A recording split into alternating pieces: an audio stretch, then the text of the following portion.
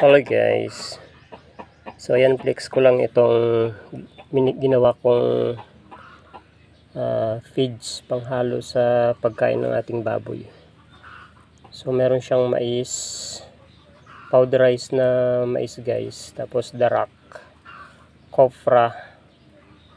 So perfect siya panghalo sa mga fatteners na guys. Ayan, sa mga gustong mag-try po nito. Gusto po ng mga alagang baboy po. Naka ready mix na po siya guys. Hinaluan natin siya ng copramil.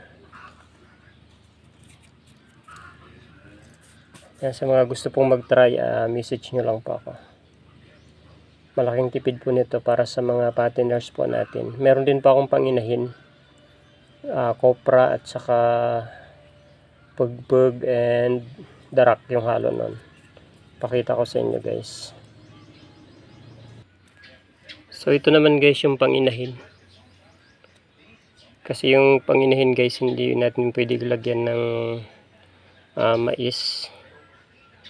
Lalo na pag mga buntis guys. So iba yung ginawa natin para sa inahin.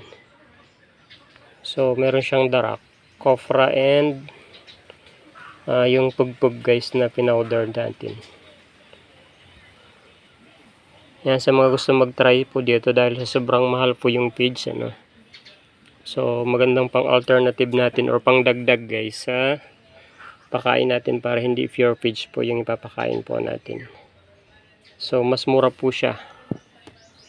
Mas makakamura po tayo kapag gagamit po tayo nito. Sobrang pino siya guys. Yan. So message po sa mga interested. Kaso lang hindi tayo full blast guys. mahirap mag-mix, mahirap maggiling. Siguro mga 30 kilos per day lang yung nagagawa ko. So sa mga gusto mag-order, advance lang po para makapag-stock po tayo. Thank you for watching.